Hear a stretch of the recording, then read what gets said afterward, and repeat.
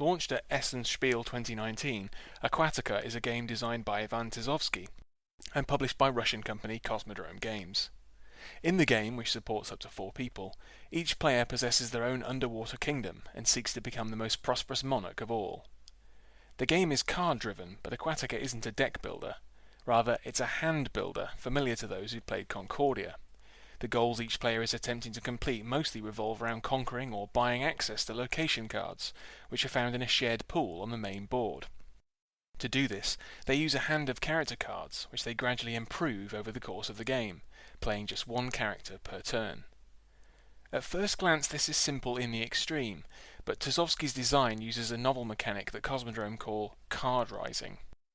Locations which your player already owns slot into a special player board, and the cards have resources and special powers printed on positions called depths. To win, players need to carefully synergize their character card each turn with the potential afforded to them by their depths, bearing in mind that each can only be used once. Additionally, each player begins with a number of manta miniatures, which also provide resources and powers. Acquiring more of these, and timing their use carefully, is also key to victory. Before getting into Aquatica's many watery charms, it has to be remarked that there are problems with the quality control of the copies of the game made available at SPIEL. The cardstock is not ideal quality, the solo rules are simply wrong, and most annoyingly the depths on the location cards don't match up with the slots on the player boards.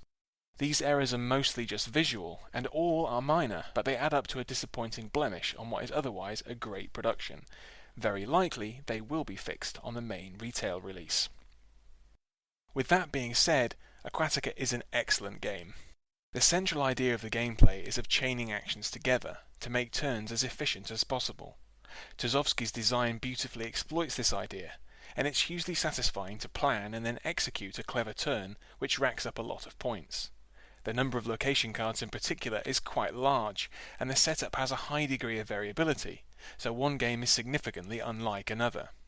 This is magnified by a small variable power assigned to each player colour and unique starting king cards allocated via drafting. While it's immediately obvious that several artists worked on Aquatica, their various styles mesh effectively.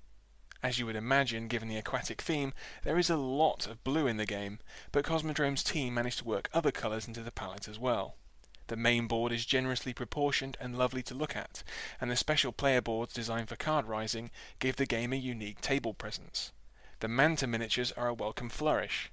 They could very easily have just been cards, but as miniatures they become one of the most memorable aspects of the game. Don't be surprised if your group begins to refer to the Manta game, or just Mantas. Generally, games of Aquatica will take between 45 minutes and an hour. Turns will naturally lengthen as the game progresses, because players' hands become larger and decisions grow more difficult. Still, the actions that players will naturally want to take draw the game to its end, so it won't outstay its welcome.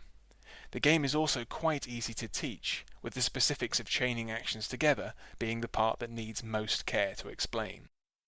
An attractive and accessible mid-weight game which makes good use of its ocean theme and memorable components, Aquatica is definitely worth diving into.